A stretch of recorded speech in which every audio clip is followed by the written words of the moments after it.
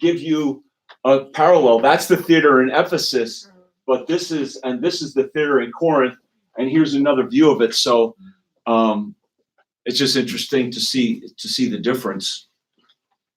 Then this is just kind of like a structured, I don't exactly know, you really sometimes don't know what you're looking at, but I wonder if some of these places could have been maybe the Jewish synagogue or different homes that people lived in, but no doubt Paul was living and working and laboring in this area, and this was the actual agora where Paul made tents, and there was a museum there, and a lot of the people who were in Corinth came from all around the ancient world because of the money-making opportunities. There were a lot of artisans and craftspeople there in Corinth, and the museum showed that. But interestingly, though, the museum said nothing about the licentiousness of Corinth, which is something that we hear about as Christians, and it's in the Bible. Such were some of you, and all of the debauchery of Corinth. So this is an ancient fountain or bath. So this is perhaps where that debauchery did take place, in such a fountain or bath. And you could hear the water running still in there. I mean, you couldn't get back in there to actually see, but you could hear it. There was some kind of a moving water back in that ancient fountain and bath. And then this is the bema. This is the bema seat. And so right here, this little sign says bema. Now, if you looked in 2 Corinthians, so this is where Paul did connect with the Corinthians specifically about something that they could relate with, the bema, because here was the bema seat. And we talked about that. Remember when Paul was brought before Gallio, the proconsul, and Sosthenes wanted to have him beaten, but Gallio said, this is a matter of your law. He's not breaking any of our laws. And so then they had Sosthenes beaten. So this was at the bema seat. This was, and it's in 2 Corinthians chapter 5, verse 10. Paul uses the very same language in the Greek language. It says bema for judgment, where he says we must all appear before the judgment seat of Christ. And so he's telling the Corinthians, you have a bema seat of earthly judgment, but we will all stand before the eternal bema seat of the judgment of Jesus Christ. He was writing to the Corinthians about the bema seat. So in the original language, it said bema. It's bema. That's the Greek word for judgment. Oh. If you look up that word, it's bema. And then on top of the bema seat is this inscription. I don't know when it was done, but it's old. I don't know how far back it goes. It obviously goes back to the Christian era. Then after, they washed away all the false gods, and they probably built some kind of there was a church established there. But here's the verse they had, 2 Corinthians chapter 4, verse 17, right on top of that bema seat. Another thing I found interesting just walking around Corinth and even Athens, of course, when he was in Athens, there was gods, there was gods of all kinds of gods. And in Corinth, they have one big type of acropolis built to a particular god or goddess. But then there were many other little pagan gods that they were worshiping as well on the sides. So there were a lot of pagan gods that were worshipped in each of these cities where Paul went. So he was really going into very religious areas, but they were blind to the true and living God. But at this point in Paul's life, where would he always go? He wouldn't go to the Parthenon and preach. He didn't go to the temple of Apollos or one of those false Roman gods to preach. Where would he go? Synagogue. He'd go to the Jewish synagogue. Why? To the Jew first. To the Jew first. And also, who were they looking for? They were looking for the Messiah. The Messiah has come. And so to the Jew first and also to the Greek. But then at this point anyway, and ultimately, it was the Roman government that put Paul to death. It was Nero who had Paul beheaded. But at this point, where did the persecution come from? not from the Roman government, even in Corinth, Gallio didn't hear about it, but it was from the Jewish people. So I thought that was interesting. Even though there were so many false gods, Roman gods that he was preaching against, they didn't hassle him at this point. It was the Jewish people who were really coming against Paul and persecuting him, that he was a threat most to them. So anyway, those are just a few of the pictures that we took. So, Pastor, you can find Pharisees and Sadducees in synagogue, right? Or it's just one? Yeah. Both of them, right? Yeah. And by the way, in your book, if you look, I showed a few of you, but on page 253 is right here, but it's looking at it from the other direction. This page on 253, I was standing on the stairs there that took this picture. I have another one that shows this exact view as well. I'll show you next week. I'll show you the pictures I have of these views, and I have a lot of pictures that look very similar to these different pictures of Athens and Corinth there. Okay. Any questions so far about the book of Acts? We're in chapter 21. Any questions? Okay, so if you please take your Wiersbe book and turn to page 19 in your notes. And so we're going to continue Paul's travels to Jerusalem. He's still officially on his third missionary journey as he's traveling from Ephesus and now back to Jerusalem ultimately. So here he's traveling to Tyre.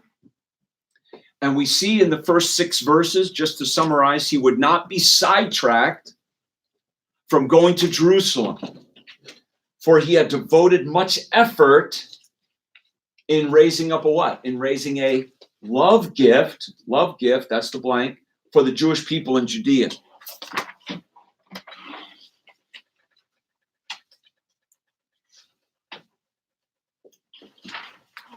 So we left off Paul. Basically, we left him off in Miletus here. Remember, he spoke to the elders in Ephesus here in Miletus. So here in these first 6 verses, he's coming down here to Tyre, which is in Phoenicia.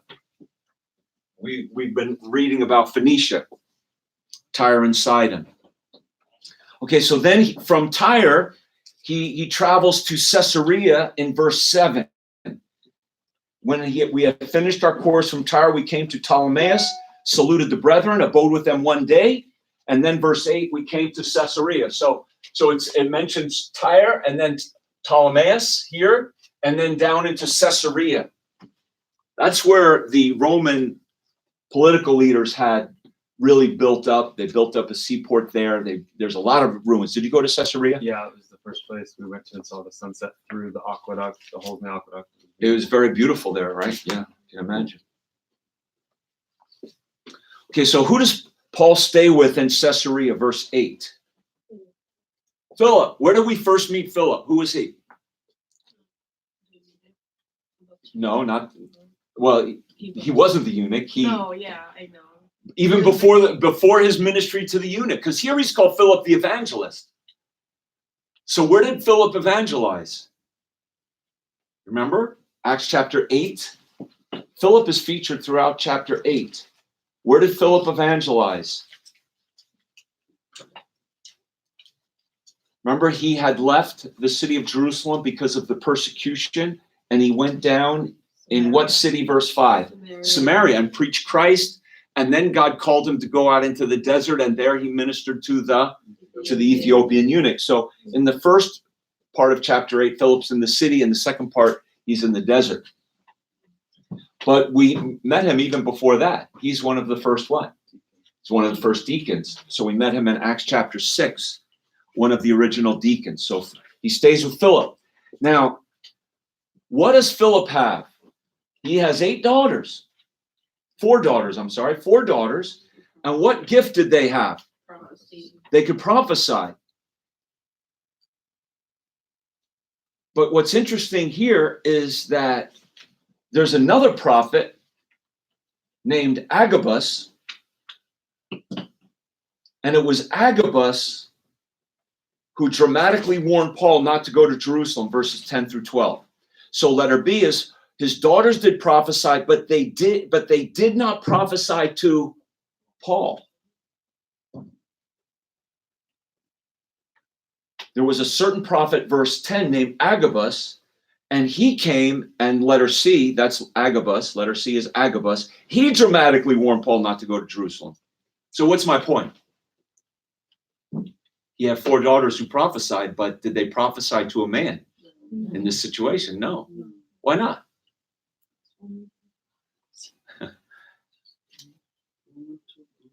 First Timothy chapter 2, I suffer not a woman to take the authority over the man, but to be in silence. So could a woman have a gift of prophecy or teaching or exhortation? Yes. Absolutely. But it must be used in a biblical way, not in taking the authority over the man. So here's actually a biblical example of that. Okay?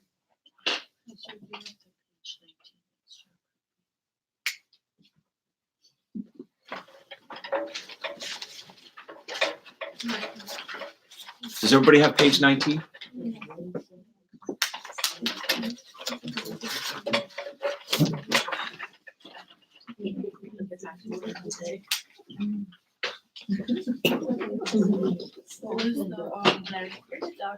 You got page 19?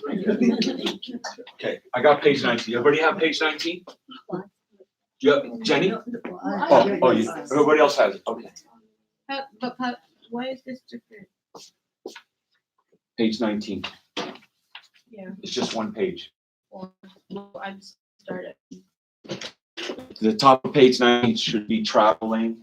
Yeah, I have the first company against them. So This is the that's the Bible geography notes. Oh, I gave you the wrong page 19. Sorry. I just saw page 19. it's Sorry. okay. I found the right page. Though. Thank Yeah. you. Come on. Too much coffee. Okay,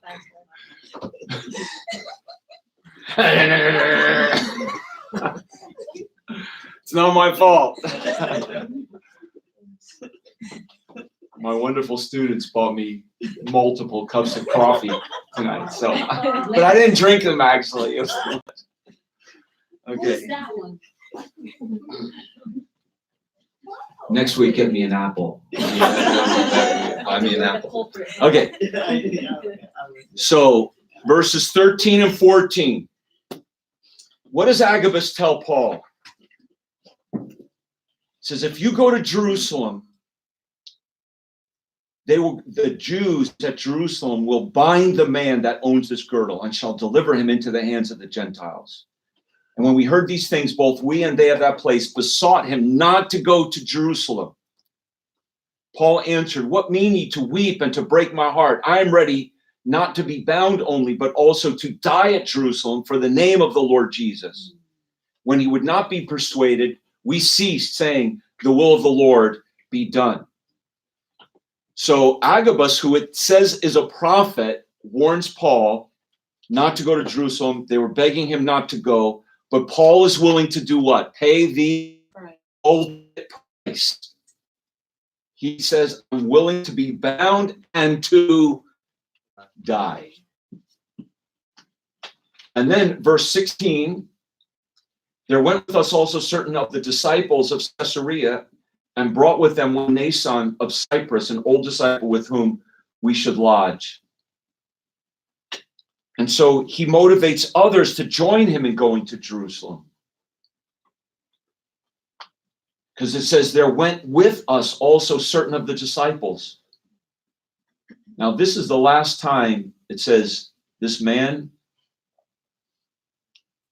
his name is Nason, or is the M silent, Nason? But it's the last time the word disciple is used in our New Testament. After this, Christians, seems that the word disciple fades away. And what's Paul's favorite word to refer to believers? Not disciple, but saints, brethren, yeah. But saints, we're saints. Yes, we are disciples. It is a biblical word, but I believe this will be the last time we see it used.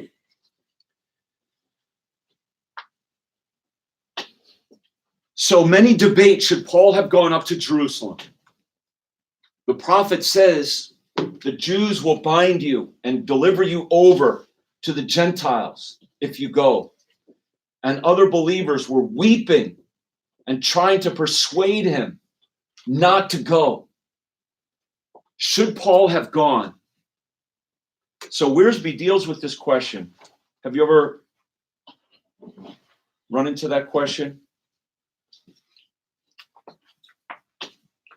So on page 111, if you look in your book there, some were saying, Paul, you must not go. There were repeated messages of warnings for Paul to stay out of Jerusalem.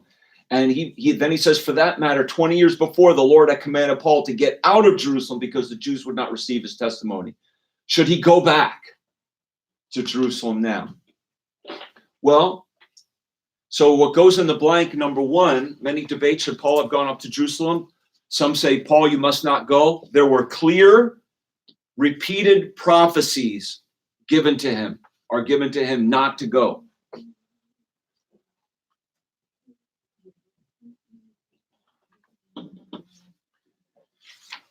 Pastor, may you say that again, please? On number one, Please, yes. Paul, you must not go. There. Yes, please. There were clear, repeated prophecies. Clear, repeated prophecies are given to him for him not to go. But look on the pro side. Who has that and can read that? Can you read that, Esther? Page 111 at the bottom on the pro side. On the pro side, the prophetic utterance can be taken as warnings. Get ready, rather than as prohibitions. You must not go. The statement in Acts 21:4 does not use the Greek negative, which means absolute prohibition, but may use where one thing a thing is not. Manual Greek lexicon. Okay, that's good. That's good. You could stop right there. So what goes in the blank there under point 2? The prophecies are warnings rather than prohibitions. So again, the two verses that those who would say Paul should not have gone to Jerusalem, they would take especially verse 4, where it says, these disciples said to Paul, what does it say? Through the Spirit, that he should not go to Jerusalem. And then number 2, Agabus, who's called in verse 10 a prophet, he's saying the Jews will bind the man that owns this girdle and deliver him into the hands of the Gentiles.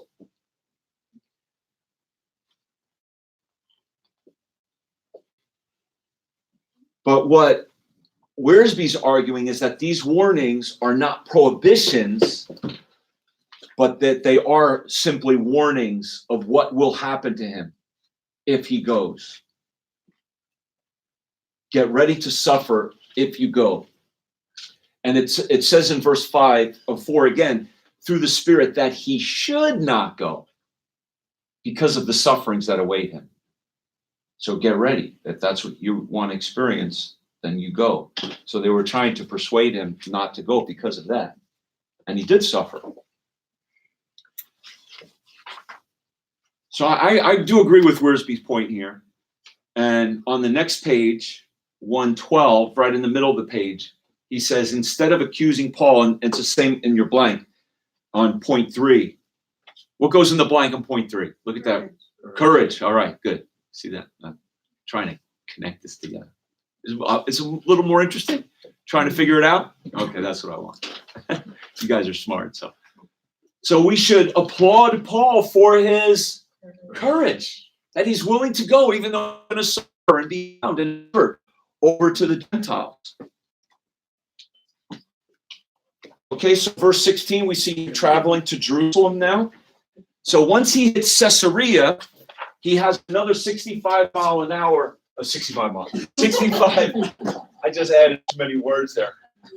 65 mile an hour is the speed limit, so I guess it just like flowed right out of my 65-mile journey from Caesarea to Jerusalem. Again, we read these Bible verses and we just like read over that, but have you ever walked 65 miles? Have you ever traveled by foot, or I don't know how they were traveling? Maybe they had a mule or donkey or something, but can you imagine doing that? For them, it was like It's like, and we just read right over it in the Bible, but we should appreciate it.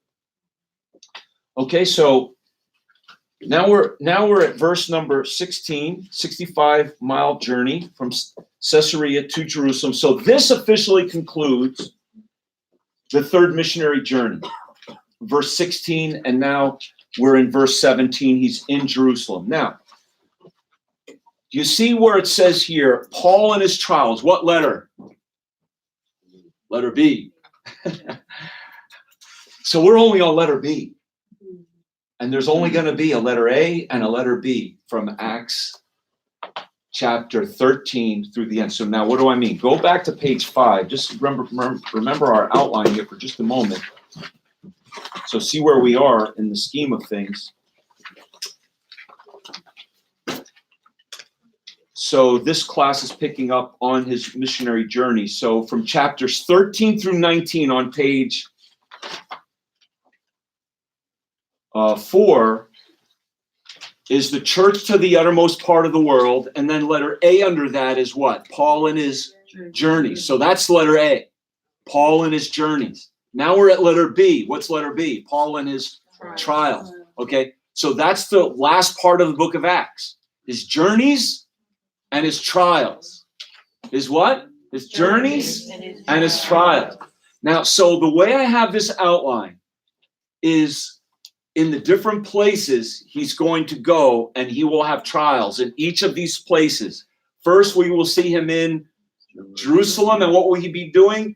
Defending his faith. Then they're going to move him to Caesarea, where he will stand before the legal authorities, the political rulers. So in Jerusalem, he'll be before the Jewish leaders, the Sanhedrin, defending his faith. Then they're going to move him to Caesarea, where he'll be before Agrippa and the political rulers. And then he's going to be on a ship. Remember what happened on the ship? I was on the Adriatic Sea too, and it was rough on that sea. And I was like, we were on this sunset cruise, but it was rough and it was cloudy. We didn't really see the sunset, but that was all right. But I was like, wow, Paul was on this sea and he was driven up and down the Adriatic Sea, you know.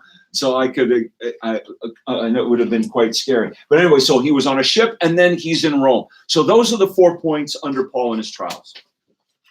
Okay, so that's where we're at. So we've looked at Paul, chapter 13 through chapter 21, verse 16. Paul and his what?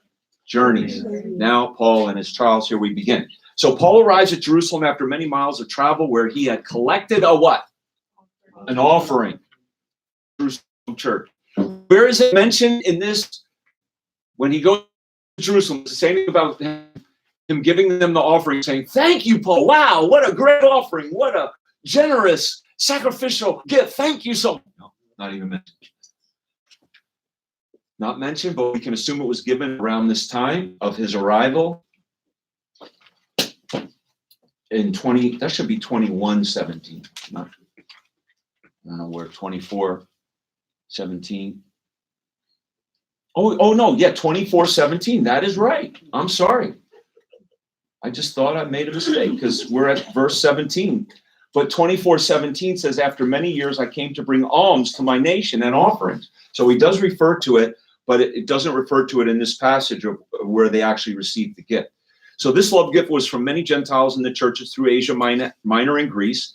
Loving gesture was to be an example of the unity and love between the Jewish and Gentile believers. So there's the blank, the unity and love. So Paul meets the church in Acts 21:17. It says the brethren, how'd they receive him when he first came? They received him gladly. That was day one. The gladness kind of went to seriousness because then it says the day following. So here's the next day. So he meets the church, and here we see he has fellowship with the church, but then events leading to his arrest. Paul will become enslaved in this chapter, and he will be a slave all the way through the rest of the book. He will no longer have freedom. So as I mentioned already, we're going to first see Paul in, say it with me, Jerusalem. Then he'll be in Caesarea. Then he'll be on a ship. Finally, he'll be in Rome. That's the outline, the 4 main points. So here we see number 1 in Jerusalem. Number one, Paul in Jerusalem, he'll be defending his faith. So he arrives in Jerusalem, verses 17 through 40. That's to the end of this chapter. And we see him, first of all, confronted by the church. Verses 17 through 26. And who is the lead pastor of the church? Verse 18. Who meets him here? James. This is who? Not James the apostle. Where's James the apostle? He's dead with the Lord. This is James, the half-brother of Jesus Christ, the pastor of the church, as well as elders present. Verse 18. Paul declared specific incidents of what God did among the Gentiles. And what was their response in verse 19? What was their response? What does it say? They what?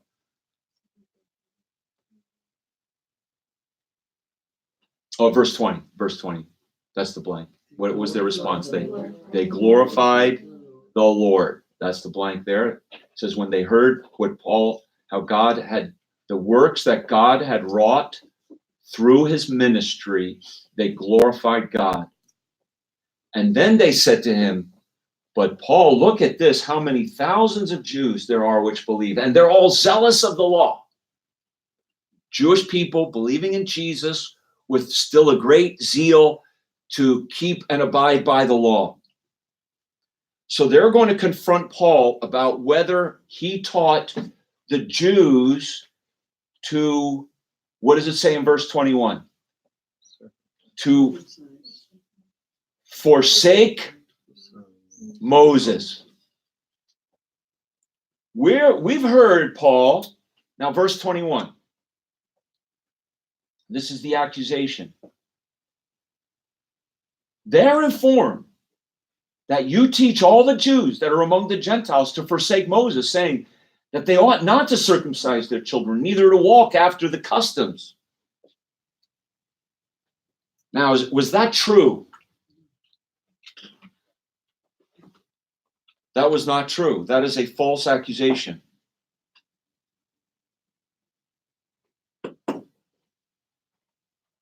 What is it there for? They said, the multitude must needs come together. They will hear that thou art come. I mean, people are going to hear you're going to come. There's going to be a problem here. So what's the deal, Paul, basically? So Paul nowhere, if you look at letter A now under point 3, Paul nowhere told the Jews it was wrong for them to practice their customs. Now look, please, in Wearsby, page 114. And you see the italics portion 2/3 of the way down the page. Okay. Who could read that paragraph there?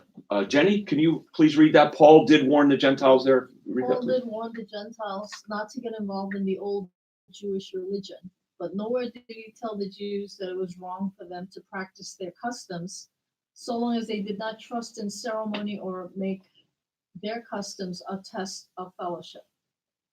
There was freedom to observe special days and diets, and believers were not to judge or condemn one another. The same grace that gave the Gentiles freedom to abstain also gave the Jews freedom to observe. All God asked was that they receive one another and not create problems or divisions. Okay, now this portion of the book of Acts has always really been a mystery to me. But I'm starting to understand a little better. I'm not saying my understanding is it's definitely not complete on, but I always wondered how he went to the church and then he ended up arrested, and how did the church influence this arrest? What actually was going on? But here we see him first with the church, and the blanks, we just read them, letter A. The point is, Paul nowhere told the Jews it was wrong for them to practice their customs so long as they did not what? Trust in the ceremony or make their customs a test of fellowship. In other words, just as Gentiles had the liberty not to circumcise their children, the Jewish people had the liberty to circumcise their children as long as they weren't trusting in that for their salvation. In fact, I believe that during the millennium, there will be a restoration of sacrifices and certain parts of the Jewish law, not for salvation, because all of the aspects of the Jewish law and all the sacrifices were really to do what? Point them to Christ.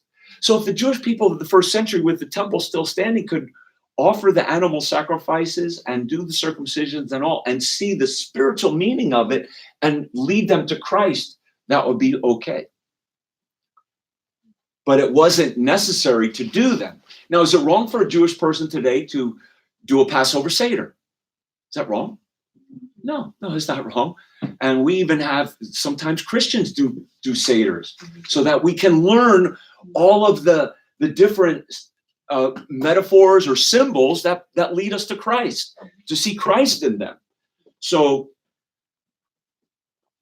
I believe that's the point here. So letter B is the same freedom, and this also just comes from the reading there of that paragraph, the same freedom that allowed the Gentiles to abstain from Jewish laws gave the Jews freedom to observe aspects of the law. And then he says at the bottom here, or this there, but coming to faith, the last blank there of that statement of under letter B, coming to faith in Christ enhanced the meaning of sacrifice for these first century Jewish Christians. I believe we can also say letter C. God patiently allowed Jewish Christians to keep aspects of Moses. And what did God also know? That the temple wasn't going to be standing long. That yes, it was causing confusion. It would continue to cause confusion. Can you imagine if the Jewish temple was still standing today and the confusion that it would be causing? Well,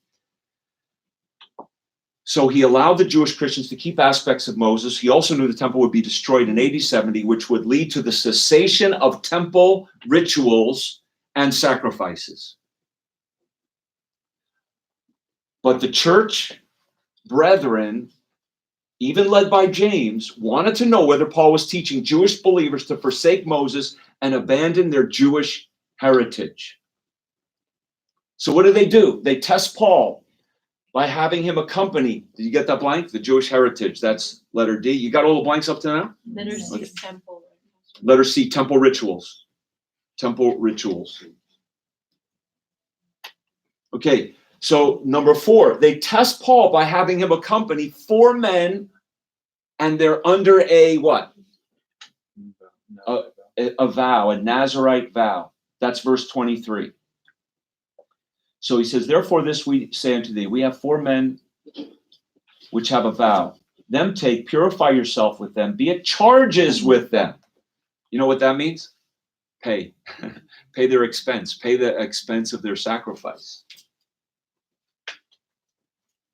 So this was the test for Paul, to accompany 4 men under Nazirite vow.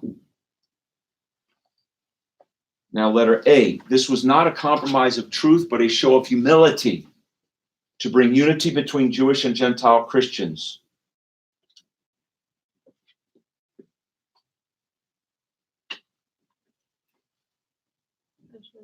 Yes.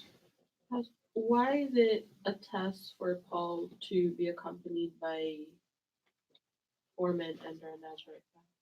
Just I get to be with them to show that he wasn't going against Moses at this point. It was just the stipulation they had. I don't know. I don't know why. I don't think there's any reason why 4 men rather than 2 men. I don't. But like, what's in the Nazarite vow that it's a Well, test for? remember, Paul had already put himself under a Nazirite vow Yeah. back in Acts chapter 18. Mhm. So Paul did not believe it was wrong to put himself under that vow then. So it wouldn't be wrong for him to do it now at this point, or because I believe this is a different time, different vow. So again, he's just showing that he was not teaching against Moses. It was kind of like a test. It's my understanding of it. Also, he said that to the Jew, he'll become a Jew. Yes. To the Gentile, he'll Yes. become a Gentile. Yep. And I have that in letter C right there. That's no, that's fine. That's fine. Okay, so letter A, it was a show of humility to bring unity. And James makes clear that Gentiles were under no obligation. That's letter B. says, now as touching the Gentiles, we've concluded what they have to do. Their responsibility is to keep themselves from offering to idols, from blood, from strangle, from fornication. And then I believe that 1 Corinthians 9:19 through 23, to the Jew, I became as a Jew, that I might win the Jews. So his participation in this ceremony does illustrate his teaching of that passage in 1 Corinthians 9. So now letter D. I will say that, so there is a debate, as there's two debates now. Should Paul have gone to Jerusalem or not? And now here's the second debate. Did Paul compromise his convictions in doing this?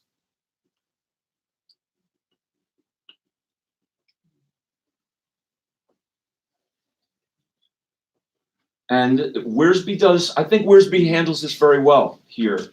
At the bottom of page 114, he says, it seems incredible that Paul's enemies would accuse him of these things, for the evidence was against them. Paul had Timothy circumcised before taking him on his second missionary journey. Paul had taken a Jewish vow while at Corinth, Acts 18:18. And it was his custom not to offend the Jews in any way of deliberately violating their customs or the law of Moses. 1 Corinthians chapter 9. Are we familiar with that, at least somewhat, where Paul says to the Jew became as a Jew in order to win the Jew? However, rumors are not usually based on fact, but thrive on half-truths, prejudices, and outright lies. So they asked Paul to demonstrate his reverence for the Jewish law by identifying himself with these four men under the Nazirite vow to pay for their sacrifices, and Paul agreed to do it.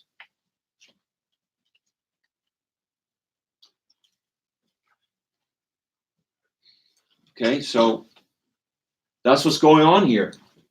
And it's a bit hard for us, I think, to fully comprehend, because it's definitely not in our experience. We have to keep aspects of the law to show that we're being true to Jesus Christ. So what happens? Paul took the men in verse 26, and he goes into the temple with them until the days of the purification were accomplished. And when the 7 days was almost ended, now this is what's significant, verse 27. Who sees him in there? Now remember, in the temple, it wasn't just the church. Who sees Paul in there?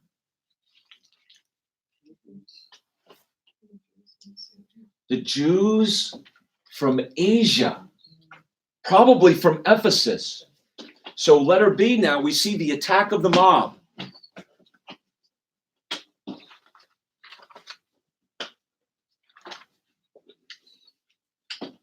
So now this passage, this is the last blank on page 21, this passage transitions Paul from freedom to being a prisoner for the remainder of the book of Acts.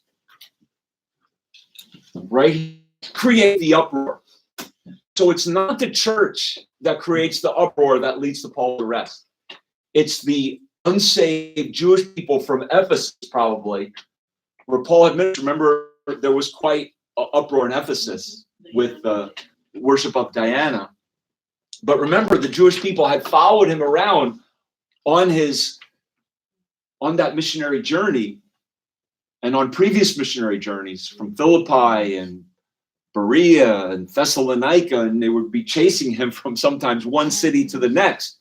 And even on his first missionary journey, it was continuously being persecuted by the Jewish people. So here he is, and they're saying, oh, this man, everywhere, he's against the people. Verse 28, he's against the law and this place. So notice, what is Paul against in verse 28? What do they accuse him of being against? The people, the law, and this place. What's this place? The temple. Okay, so I'm going fast here. You have the blanks, the Jews in Jerusalem for the Feast of Pentecost, likely from Ephesus in Asia, cry out against Paul. This was not the church attacking Paul, but Jews from Asia. Again, I'm emphasizing that. Know that. I have that circled. I have a little star in my notes. No, it was the Jews from Asia, verse 27, especially, and 28. And they accused Paul of teaching against the law. I have two of the against. I don't have the people, but against the law and the temple. That's number 4. So they accuse Paul then they falsely accuse him again. Verse 28. Who could read that verse for us? Maureen, could you read verse 28, please? Cry now, men of Israel, help. This is the man that teaches all men everywhere against the people and the law in this place, and further brought Greeks also into the temple, and have polluted this holy place. Okay. Now that also was a false accusation. So this is the second false accusation against Paul. One, that he taught against the law, and 2, that he brought Gentiles beyond the place where they were to go in the temple. Because they supposed he did something, verse 29, but he didn't. They had seen before in the city Trophimus and Ephesian, whom they supposed that Paul had brought into the temple. So the point is, and this clarified it, this helped me a little bit to understand this passage, that it wasn't the church that led to this attack and to his arrest. It was the unsaved Jewish people who were there in the temple, and there were false accusations against Paul that led to his being arrested. Okay, so let's just try to finish this page real quick. Verse 30 and 31, what goes in there? It says the city was moved. All the city was moved. It was in an uproar. That's verse 30 and 31. You see the word moved, and then verse 31 at the end there, it says the city was in an uproar. And then we see him arrested in verse 31. They were about to what? Kill him again. How many times did Paul almost die? He's like a cat, right? Remember, he almost got killed in one of his missionary journeys. Many of his missionary journeys, he almost got killed. So here he is. Paul's like, oh, almost killed again. Is it in this passage, Pastor, where the people had vowed, like, fasted? Later on, where they're going to vow right, to like they're kill not him. going to Yeah, that's eat another until- time. Yeah. Okay. Okay, then, if it were not for this man, now this man is prominent in this passage, so you'll need to know this man, and his name is given in the text, but it's in our book on page 116 also, so circle that part of the book. Right in the middle of the page, the temple crowd was in an uproar and ignorant, and it required, who's the chief captain? Claudius Lysias. I don't know if I'm saying that right, but that's the way I just say it. Claudius Lysias. He was the chief captain. And there were 2 centurions as well as perhaps up to 200 soldiers. And they took all of them to keep Paul from getting killed. So they bind Paul in chains. So the chief captain, this guy, he's called the chief captain. His name is not given in verse 31. But his name is going to be definitely mentioned in Acts 22. If you look in verse number,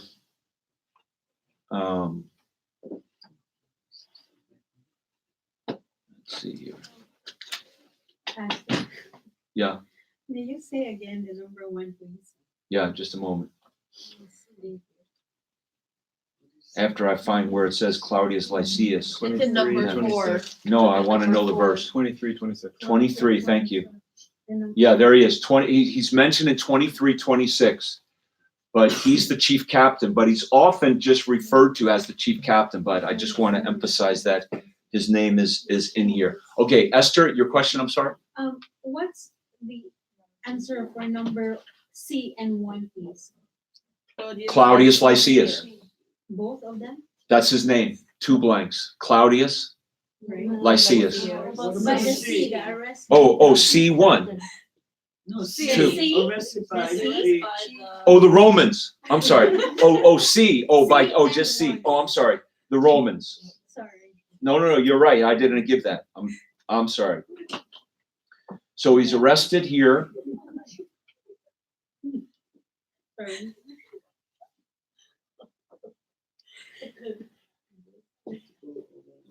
then he's bound in chains. They take him, they bind him in chains, 2 chains. They demand who he was, what he had done. People were crying, one thing and another. And so then they bring Paul into a castle. Verse 34. Now, number 4, Claudius Lysias is referred to throughout the following narrative. He was the highest ranking Roman officer in Jerusalem, assigned to maintain order in Jerusalem. And he actually has some very interesting interactions one-on-one with the Apostle Paul. It's pretty interesting. So now they're in the castle, and let's just read these last few verses. Sid, can we start with you at verse 35? And then just go across there and then to Esther and Bailey. Okay. And when he came upon the stairs, so it was that he was bored of the soldiers for the violence of the people. Verse 36. For a multitude of the people followed after, crying away with him. As Paul was to be led into the castle, he said unto the chief captain, May I speak unto thee? Who said, Canst thou speak Greek? Okay, Esther, verse 38. Are not thou the Egyptian, which before these days madest an uproar, and leadest out into the wilderness 4,000 men that were murderers? Paul said, I am a man which am a Jew of Tarsus, a city in Cilicia, a citizen of no mean city, and I beseech thee, suffer me to speak unto the people. And Jenny, verse 40. And when he had given him license, Paul stood on the stairs and beckoned with the hand unto the people. And when there was made a great silence, he spake unto them in the Hebrew tongue, saying. You know what's so unusual about this chapter? One of the most unusual things, I think it may be the only time in all of the Bible. This chapter ends with a comma. Okay. So, but what's so interesting here is when Claudius Lysias questions Paul, Paul says, I'm Paul, I'm from Tarsus. Aren't you this Egyptian that led this uproar and then created all this confusion? No, they didn't even know what was going on, some of the people. So confusion reigned. Even Claudius Lysias thought Paul was an Egyptian. That's a good question. Who did they think Paul was when they first arrested him? Who did Claudius Lysias, the chief captain, think Paul was? Egyptian. He thought he was an Egyptian who had previously made an uproar in the city. Paul tells him who he was. Chapter 21 ends with a comma, as Paul is about to address the multitude and the Jewish Sanhedrin. Okay. For the quiz. Quiz? Yes. There's a quiz next week? Yes. I can't keep up with all these quizzes. Esther, what's the number 4? Do you want a quiz next week? No, yeah, okay. Okay, Eunice said yes. She was like saying, yes, quiz, quiz, quiz. She was chanting it 3 times. Okay. So I told you what to know.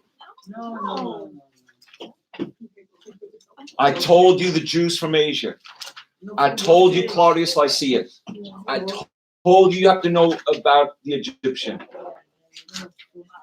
You have to know that he went under a Nazirite vow. Okay, so go back. Begin after quiz 1. We're on page 15. That's right. Is that right, Bailey? Okay, you'll know in a moment. Page 15. That's what I have written down. That I wrote down begin after quiz 1.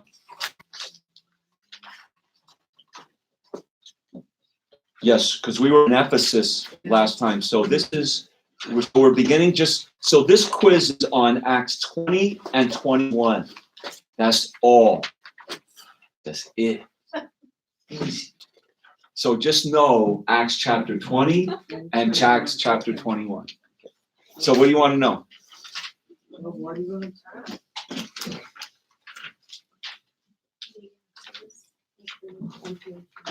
So we took some time there explaining a little behind the scenes of his travels from Ephesus to Macedonia. And a couple things he did in there is he wrote 2 Corinthians while in Macedonia. And then he wrote the book of Romans when he was In Corinth. in Corinth. And he had no rest in his spirit because of the troubles in the church.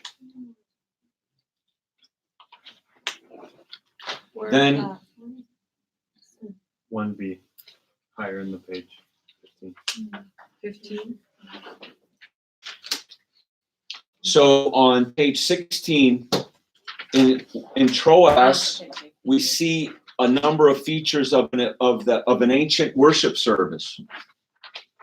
They worshiped on Sunday. They had the communion service. There was preaching. They experienced God's power. So, no, a couple of those things. Couple means two. And Eutychus was raised from the dead. You know that, right? The patron saint for church sleepers. Well, everyone falls asleep in church. They're Eutychus Jr. Okay. Okay, and the three terms, I'm a pastor, so this is one of my favorite of all things. The three terms that all refer to one office. I wish I had $1 for every time I said that. No, I'm just kidding. Elder, bishop, overseer, or pastor. And then some of the, I don't know, you don't have to memorize the outline or anything, just take heed. What are the things Paul had to take heed to on 18? So that was good. So then you should know then about Philip. He stayed with Philip and Agabus, who was a prophet. Know the people.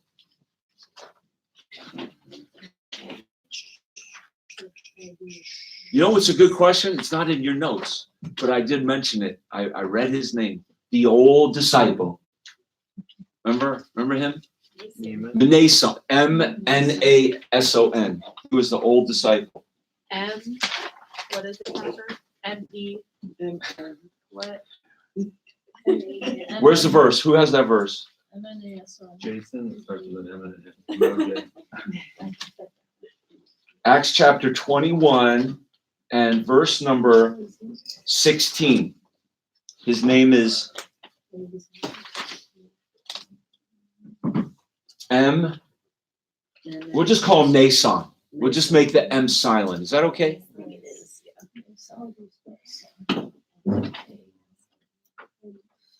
And who is An old disciple. An old disciple.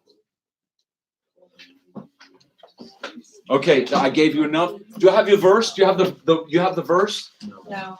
Okay. Oh, I have a good. Oh, there are so many good verses in here. I think I'll give you two. The one from last. How many do you want? Two? Oh, yes, Eunice, you want two? Okay. Eunice said she wants. No, I'm just kidding. I'm just not going to give you two. I'm just kidding.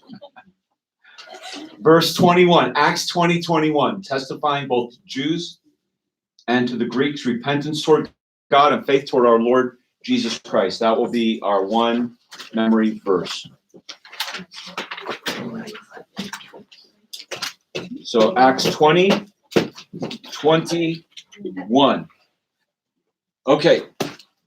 I even put the review on the live stream. Okay, since last time I didn't have it on the live stream.